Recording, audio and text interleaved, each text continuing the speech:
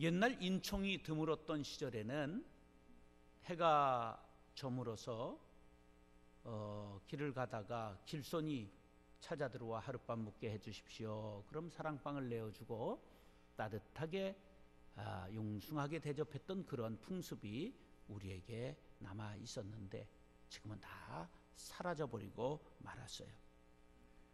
아파트를 한번 생각해 보니까 이게 뭐하고 닮았을까 보니까 꼭 양계장하고 비슷하더라고요. 제가 시골에서 목회할 때 토끼를 그때 앙고라를 많이 쳤는데 그 양토장하고 똑같더라고요. 재료만 나무하고 시멘트하고 바뀌었지 모양은 거기서 본딴 거 아닌가 그런 생각이 들어요.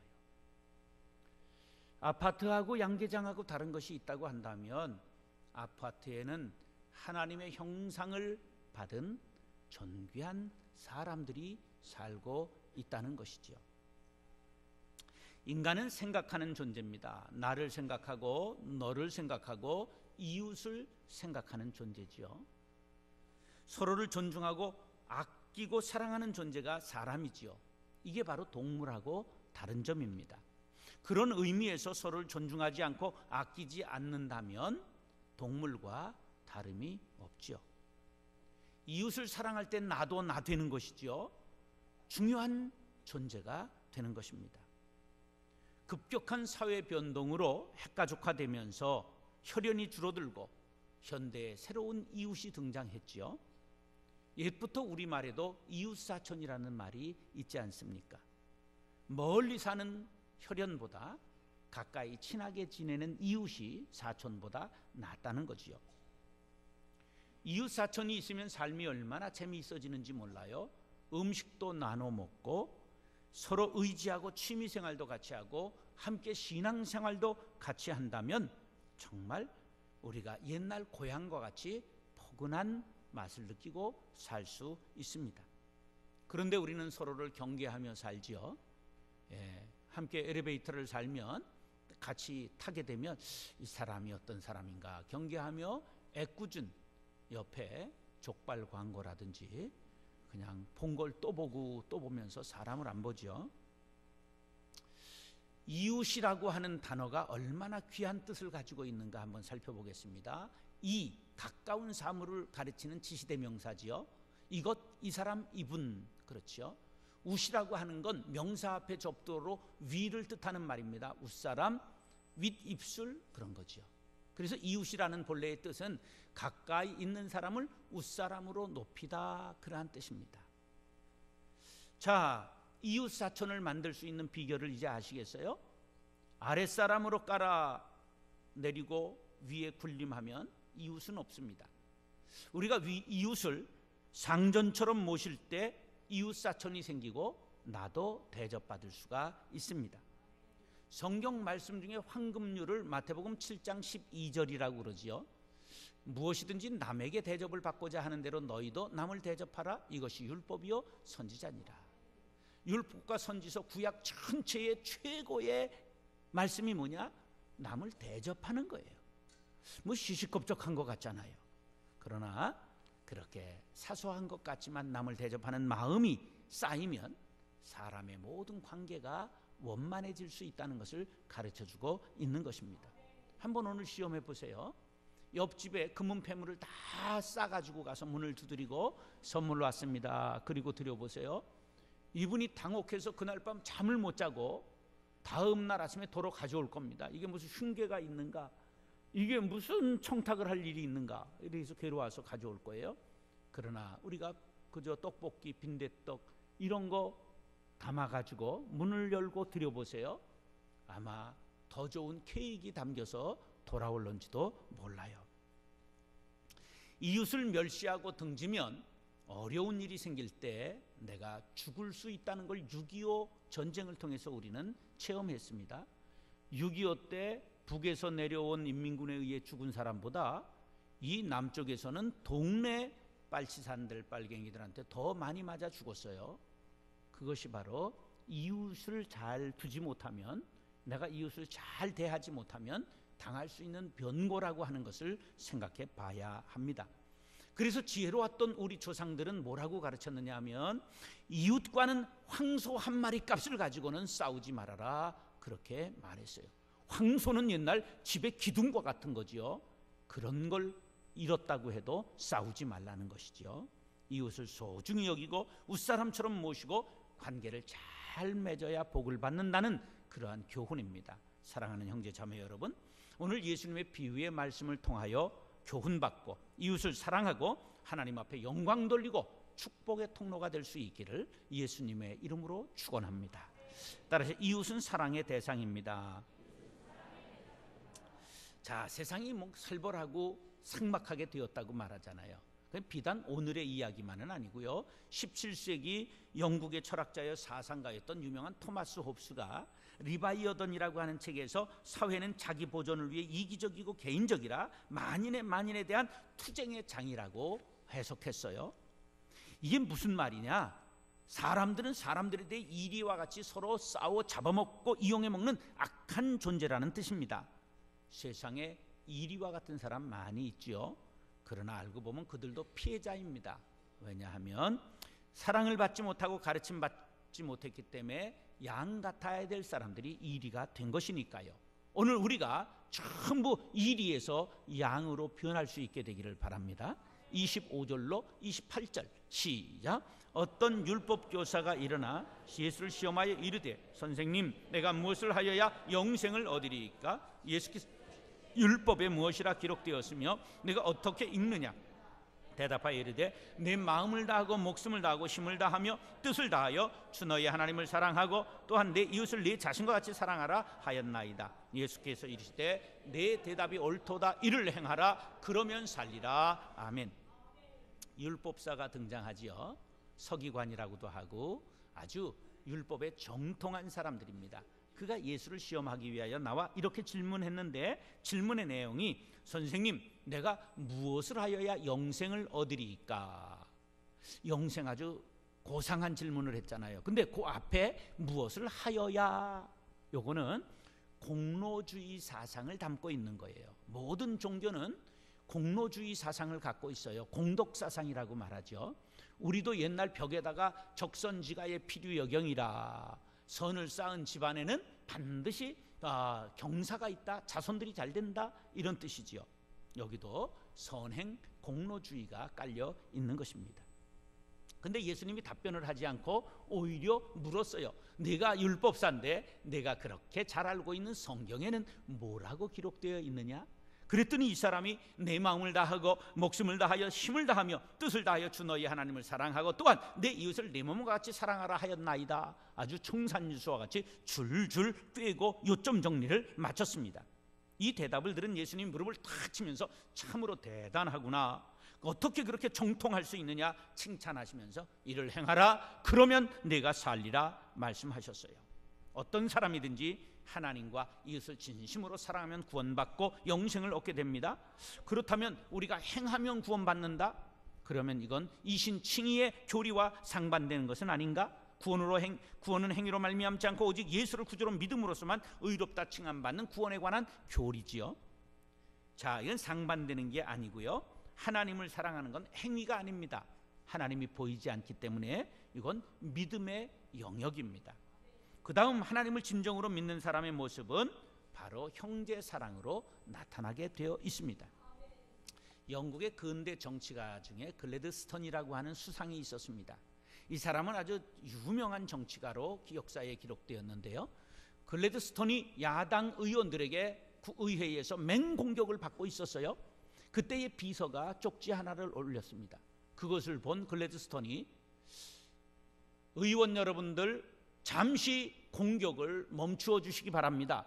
그리고서는 그냥 말도 안 듣고 그냥 나가버렸어요. 그리고서는 어디로 갔느냐 하면 일평생 자기를 섬겼던 늙은 마부가 가족도 없이 혼자 병원 중환자실에서 죽어가는데 그곳에 가서 손을 붙잡고 성경을 읽어주고 기도하며 그의 운명을 지켰습니다. 이 늙은 마부는 행복한 웃음을 띠며 이제 임종을 했어요. 이 소식이 의회에 전해졌습니다. 글래드스톤이 다시 의회에 한참 시간이 지나서 돌아왔을 때 야당 의원들까지 전부 일어서서 기립해 박수를 보내며 그를 맞이했습니다. 사랑은 모든 율법의 완성인 것입니다. 이웃은 투쟁의 대상이 아니라 사랑의 대상입니다. 이웃은 경쟁의 대상이 아니라 사랑의 대상임을 마음에 새기시기 바랍니다. 요한일서 4장 20절 시작. 누구든지 하나님을 사랑하노라 하고 그 형제를 미워하면 이는 거짓말하는 자니 보는 바 그 형제를 사랑하지 아니하는 자는 보지 못하는 바 하나님을 사랑할 수 없느니라. 아멘. 사랑하는 형제 자매 여러분, 하나님을 사랑하는 자는 이웃을 사랑하는 것으로 믿음을 확증하는 것입니다. 우리 모두 이웃을 내 몸과 같이 사랑하는 믿음의 실천자들이 되어 이 명절에 모든 가장 가까운 일가 친척 이웃 부모 형제에게 사랑을 전하는 명절이 될 수 있기를 예수님의 이름으로 축원합니다. 따라서 이웃은 고난당한 자입니다. 이제 이 질문했던 율법사가 예수님이 칭찬을 하자 아주 우쭐해졌습니다. 이 사람은 자신이 흠 잡힐 것이 없이 형제와 일가 친척을 비롯해 이웃에게 선을 행하며 살았다고 자신했기 때문입니다. 그 장면이 29절에 나옵니다. 시작. 이 사람이 자기를 옳게 보이려고 예수께 여짜오되 그러면 내 이웃이 누구오니까? 아멘. 여기 보면 자기를 옳게 보이려고 하는 모습 속에서 자신의 선행을 과시하고 있는 것을 찾아볼 수가 있습니다. 이웃이 누구인지 몰라 묻는 것이 아니라 다시 한번 예수님께 칭찬받겠다 하는 의도가 깔려 있죠. 그런데 유대인들에게 있어서 이웃은 대단히 편협했습니다. 어느 민족이든지 자기 민족에 대한 자랑거리가 없는 민족이 어디 있겠습니까? 그러나 유대인은 자랑이 지나쳐서 오만스럽기 그지없었습니다. 그 까닭은 종교적 신념 때문입니다. 자신들은 하나님의 선택받은 민족이라는 자부심으로 가득 차 있습니다. 거기까지는 좋았는데 자기 민족 이외의 이방인들을 멸시했어요. 그들이 물리적인 힘이 없었기 때문에 남을 공격하는지 박해하지는 않았어요. 그러나 그들의 생각이 매우 교만해서 자기들은 전부 천국에 가고 이방인들은 전부 지옥에 들어가 펄펄 끓는 그 지옥불에 그 때우는 땔감이 될 것이라고 생각을 하고 있었어요. 이 생각을 다른 사람들이 모를 리가 없잖아요. 그래서 그렇게 유대인들이 곳곳에서 핍박을 받은 것입니다. 이런 율법사의 이웃관을 모를 리 없는 예수님께서 30절로 33절에 그 유명한 비유를 하신 것입니다. 시작.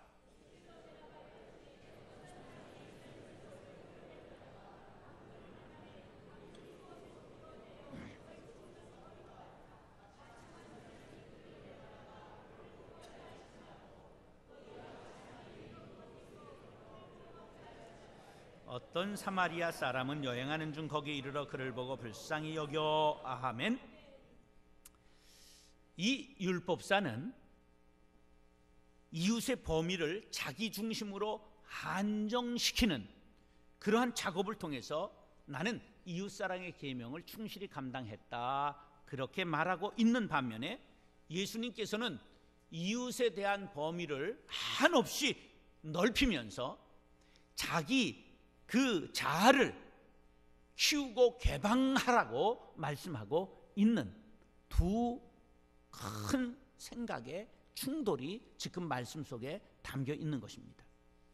어떤 사람이 예루살렘에서 여리고로 내려가다가 강도를 만났어요. 지형적으로 예루살렘은 해발 760m 고지에 있고 여리고 도성은 지표면보다 250m 낮은 가장 낮은 도시입니다. 그러니까 편차가 1000m나 되는데요. 35km를 뱀처럼 꾸불꾸불 돌아서 내려가야 여리고에 도달할 수가 있습니다. 근데 옛날부터 이 강도의 출몰이 잦은 곳이었어요. 그래서 한 사람이 급히 사람들과 함께 가야 되는데 급한 일이 있어 가다가 강도를 만난 것입니다. 그래서 죽을 지경이 되었는데 마침 제사장이 지나갔습니다. 제사장은 제사를 집례하러 가는 길이었어요. 그는 고귀한 직분을 가진 사람들입니다. 사람들에게 존경을 받았지요. 그가 강도 만난 사람을 보았어요. 도움을 달라는 애원의 눈빛도 보았습니다. 그러나 그는 성전 제사를 집례해야 되기 때문에 급히 그냥 못 본 채 지나갔어요. 레위기 21장 1절에 보면 정결법이 나오는데 제사장은 시체 같은 부정한 것들을 만지지 말라고 되어 있습니다. 그래서 그는 할 말이 많이 있었을 것입니다. 이제 강도 만난 사람은 죽어가고 있었습니다. 근데 마침 레위인이 지나갔어요. 레위인도 못 본 채 지나갔죠. 강도 만난 사람이 살려주세요, 도와주세요. 그런데 그도 바빴습니다. 왜냐하면 성전 제사를 보좌해야 됐어요. 기물을 그가 창고에서 꺼내서 제사를 도와야 됐습니다. 그 제사장을 보좌해야 되는데 제사장들은 레위인이 없으면 이 꼼짝 못하는 것이죠. 그래서 내가 늦으면 제사가 늦어진다, 그럴 수는 없지, 그렇고 말고 그는 걸음을 재촉하며 그것을 떠나갔습니다. 두 사람 모두가 존경받는 직책을 가지고 있는 사람들이에요. 그런데 어찌 이렇게 무정할 수 있었을까요? 그것은 바로 그들의 편협한 이웃관 때문입니다. 과연 여러분들의 이웃은 누구입니까? 이웃의 범위를 고정시키고 있지는 않습니까? 좁게 펜스를 쳐놓고 그곳에서 내 입맛에 맞는, 나에게 도움이 되는 사람, 내가 좋아하는 사람만 끌어들이고 짝짝꿍하고 있지는 않습니까? 그렇다고 한다면 오늘 이 시간 우리 모두가 말목을 뽑아서 우리의 펜스를 넓게 치고 누구든지 이웃으로 받아들일 수 있는 믿음 갖게 되기를 간절히 바랍니다. 우리가 이웃의 지경을 넓힐 때 비로소 그리스도인 된 보람과 기쁨을 맛보게 될 것입니다. 강도 만난 사람이 숨을 몰아쉬고 있을 때 한 사람이 나귀를 끌고 지나가고 있었는데 그 모습을 보니 사마리아 사람이었습니다. 사마리아인은 인종적으로, 종교적으로 유대인에게 멸시와 천대를 받았습니다. 유대인이었으나 그들이 북왕국 이스라엘이 무너질 때 아수르가 그들을 점령한 후에 혼혈 정책을 써서 그들이 전부 혼혈아가 되었습니다. 그래서 정통 유대인들은 그들에게 밥도 먹지 않고 대화도 하지 않고 심지어는 사마리아 땅을 지나야 북부 갈릴리, 남부 유다에서 중부 사마리아를 지나야 했는데 그 땅을 밟지 않기 위해서 바다로 돌든지 육지로 다른 땅을, 암몬 땅을 밟고 지나갈 정도로 그들을 멸시하고 증오했던 것입니다. 자, 그런데 사마리아인이 강도 만난 유대인을 구해준 이유가 33절에 불쌍히 여겨 짤막하게 나옵니다. 긍휼지심을 가졌다는 말이지요. 바로 이 긍휼지심을 가질 때 고난당한 자의 이웃이 될 수가 있습니다. 하나님은 긍휼이 크신 분입니다. 그 긍휼하심 때문에 우리가 죄로 죽었다가 구원받았다고 에베소서 2장 4절로 5절은 이렇게 말합니다. 긍휼이 풍성하신 하나님이 우리를 사랑하신 그 큰 사랑을 인하여 허물러 죽은 우리를 그리스도와 함께 살리셨고 너희는 은혜로 구원을 받은 것이라. 할렐루야. 그렇다면 우리도 고난당한 자의 이웃이 되는 것이 당연하지 않겠습니까? 불쌍히 여기는 마음을 가지고 눈을 들면 세상에는 천지에 우리의 도움을 필요로 하는 사람들이 있다는 사실을 믿으시기 바랍니다. 문제는 우리의 마음입니다. 불쌍히 여기는 마음 없이는 고난당하는 자의 이웃이 될 수가 없기 때문입니다. 폴로첸이라고 하는 독일 의사가 북한 정부의 초청으로 북한에 가서 그들의 병원에 그 환자들을 돌보며 돕고 있었습니다. 얼마나 열악한지 수술을 할 때도 마취제가 없어서 그냥 묶어놓고 생사람을 쬐입니다. 한 번은 화상당한 환자가 왔는데 피부가 없어서 자기 엉덩이 살을 잘라서 피부 이식을 해줬습니다. 북한 정부가 고맙다고 그 훈장을 다 주었습니다. 이분이 외부 세계에 나와서 북한의 인권과 북한의 실상을 전부 폭로했어요. 한 번은 80명의 탈북자들을 보트에 전부 실어서 그들 다 한국으로 데려오려다가 중국에 걸려서 구속되기도 했던 아주 인권운동을 하는 유명한 사람이 되었죠. 왜 이렇게 되었을까요? 그분이 불쌍한 마음을 갖게 되니 고난당한 자의 이웃이 된 것입니다. 잠언 14장 21절 시작. 이웃을 업신여기는 자는 죄를 범하는 자요 빈곤한 자를 불쌍히 여기는 자는 복이 있는 자니라. 아멘. 사랑하는 형제 자매 여러분, 사방을 둘러보십시오. 강도 만난 자가 수두룩하게 우리의 긍휼의 은사를 구하고 있습니다. 강도 만난 자를 불쌍히 여기는 마음을 하나님께서 주시옵소서 간구하시기 바랍니다. 그리고 이웃의 지경을 넓히십시오. 그리고 이웃에게 다가가시기 바랍니다. 그곳에 하나님의 은혜와 능력이 함께 하실 줄로 믿습니다. 고난당한 자의 이웃이 되어 명절에 축복의 통로로 쓰임받는 저와 여러분들이 될 수 있기를 예수님의 이름으로 축원합니다. 따라서 예수님은 자비를 베푼 자의 이웃이 되어 주십니다. 맹자 선생님이 사단이라고 하는 것을 정의하셨죠. 태권도 사단이 아니고 사탄이라는 말이 아니라 사람에게는 네 가지 덕이 있습니다. 이를 인의예지라고 말하죠. 인이라고 하는 덕이 발현되면 측은지심이 우러나와서 불쌍하고 가엾이 여기는 마음으로 남을 돕게 되지요. 의의 덕이 발현하면 수호지심이 일어나서 불의를 부끄러워하고 악을 미워하는 사람이 되는 것이요, 예의 덕이 발현되면 사양지심이 생겨서 사양할 줄 아는 겸손한 사람이 되고요, 지 덕이 발휘되면 시비지심이 일어나서 옳고 그름을 가릴 줄 아는 사람이 된다. 이것을 가리켜 사단이라고 말을 하지요.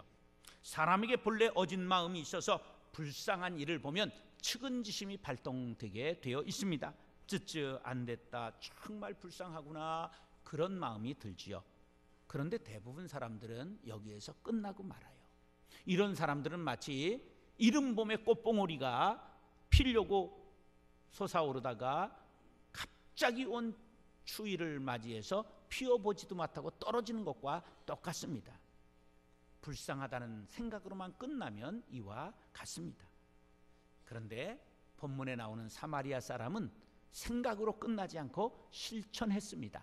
34절로 37절 시작. 가까이 가서 기름과 포도주를 그 상처에 붓고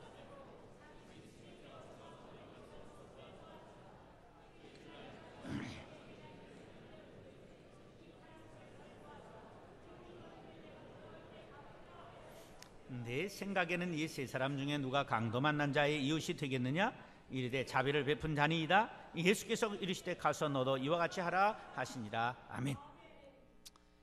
사마리아 사람이 가까이 다가갔습니다. 칼에 찔려 피가 흐르는 곳에 포도주와 기름을 부어 소독하고 옷을 찢어 싸매어 주었습니다. 그리고 나귀에 실어 주막으로 데려갔습니다. 이튿날 길을 떠나면서 여관 주인에게 돈을 주면서 잘 돌봐주십시오. 돈이 부족하면 제가 돌아올 때 갚겠습니다. 걱정 말고 잘 치료해 주시기 바랍니다. 그리고 약속 시간이 늦어 급히 갈 길을 재촉하고 떠났습니다. 이 가슴 뿌듯한 이야기는 여기에서 끝이 나고 후세 사람들은 이 아름다운 이야기를 선한 사마리아인의 비유라고 말하게 되었지요. 그러나 예수님의 교훈은 여기에서 끝나지 않았습니다. 이야기를 마치고 예수님은 율법사를 바라보면서 당신의 의견에는 제사장, 레위인, 그리고 사마리아인 중에 어떤 사람이 강도 만난 자의 이웃이라고 생각하느냐 물으셨습니다. 여러분 1번, 2번, 3번 중에 어느 것이라고요? 말할 나위 없이 3번이지요. 모르면 무조건 3번 찍으면 돼요. 그러나 말씀을 잘 보면 자존심에 사마리아 사람입니다 이렇게 죽어도 말하기가 싫은 율법사가 뭐라고 말했느냐 하면 강도 만난 자의 자비를 베푼 사람입니다 이렇게 말했어요. 그때 예수님께서 짧고 분명하게 말씀하셨습니다. 가서 너도 이와 같이 하라. 가서 너도 이와 같이 하라. 지식인의 약점은 행동이 없는 것입니다. 현대인의 약점은 행동이 없는 것입니다. 그리스도인의 약점은 또한 행동이 따르지 않는 것입니다. 몰라서 못했다면 매도 덜 맞지요. 누가복음 12장 47절로 48절 주인의 뜻을 알고도 준비하지 아니하고 그 뜻대로 행하지 아니한 종은 많이 맞을 것이요 알지 못하고 맞을 일을 행한 자는 종은 적게 맞으리라. 물은 많이 받은 자에게는 많이 요구할 것이요 많이 맡은 자에게는 많이 달라 할 것이니라. 우리가 예수 믿고 구원 받았는데 많이 받은 사람들인데 행하지 않으면 뒤지게 얻어 터진다. 그러한 말씀임을 기억하시기 바랍니다. 고난당한 자를 보면 불쌍한 생각에 그쳐서는 안 됩니다. 가까이 다가가야 합니다. 그리고 그 아픔을 내 아픔으로 끌어안을 수 있어야 합니다. 여기에 하나님의 긍휼하심이 있지요. 죄로 죽은 우리를 위하여 독생자를 이 세상에 보내주시고 십자가에 달아 죽이심으로 우리를 죄와 사망에서 건져주신 하나님의 긍휼을 우리는 받은 사람들임을 기억하시기 바랍니다. 그러므로 우리는 하나님의 자비를 몸으로 보여야 하는 것입니다. 인도의 선다싱이라는 전도자가 펀잡 지방의 아주 부유한 집안에서 태어났는데, 그가 환상 중에 예수님을 만나고 기독교인으로 개종되면서 히말라야 산맥을 넘어서 네팔에 복음을 전했습니다. 있잖아요, 팔이 내짓는 동네, 네팔에 우리 김기훈 선교사가 가 있는 그 동네, 그쪽에 복음을 전했는데 막 영하 40도 눈보라가 치는 날 산을 넘게 되었어요. 근데 가든 한 사람과 마주하면서 길동무가 돼서 힘든 산을 넘어가고 있는데, 가다가 한 사람이 쓰러져 넘어져 있는 걸 발견했어요. 선다싱이 구부려서 그 사람의 동태를 보자 같이 가던 사람이 그러다 같이 죽어요. 그러고서 그냥 자기는 떠나버리고 말았어요. 보니까 아직 숨이 붙어있는 걸 본 선다싱은 차마 떠날 수가 없어서 그를 둘러 엎었습니다. 엎고서 그냥 피지땀을 흘리며 김이 몸에서 무럭무럭 나고 그냥 힘들게 산을 넘어 몇 시간을 가다 보니까 길에 수북히 눈이 쌓여 있어서 보니까 앞에 살겠다고 혼자 갔던 사람이 눈보라 속에 거기서 쓰러져 죽어 있었습니다. 선다싱은 그 이야기를 글로 썼어요. 나도 그때 혼자 갔더라면 죽었을 것이다. 내가 힘들게 넘어진 사람을 업고 갔기 때문에 힘들어 땀을 흘리고 둘이 부대끼며 체온이 상승해서 함께 살게 되었다고. 자비를 베푸는 자는 이와 같이 좋은 일을 하는 동시에 좋은 일을 맛보게 된다는 사실을 기억하시기 바랍니다. 마태복음 25장 40절 시작. 임금이 대답하여 가라사대 내가 진실로 너희에게 이르노니 너희가 여기 내 형제 중에 지극히 작은 자 하나에게 한 것이 곧 내게 한 것이니라 하시니라. 아멘. 사랑하는 형제 자매 여러분, 이웃이 사라져간다고 삭막해져 간다고 말하기 이전에 내 마음이 삭막해지지는 않았는가 생각하시고, 우리는 큰 사랑을 받았기 때문에 그 사랑을 넉넉히 나누어 줄 수 있는 사람이 이미 되어 있다는 자신을 발견하시기 바랍니다. 명절입니다. 만나는 모든 사람에게 사소한 것 때문에 싸우고 갈등하고 미워하지 마시고 펜스를 넓게 치고 모든 사람을 이웃으로 끌어 안으시기 바랍니다. 그 미운 시누이도 시금치도 안 먹는 시어머니도 전부 이웃으로 끌어 안으시기 바랍니다. 그러면 이번 명절이 여러분들에게 천국을 경험하게 될 것입니다. 우리 모두가 이 명절에 축복의 통로로 쓰임받게 되시기를 예수님의 이름으로 축원합니다.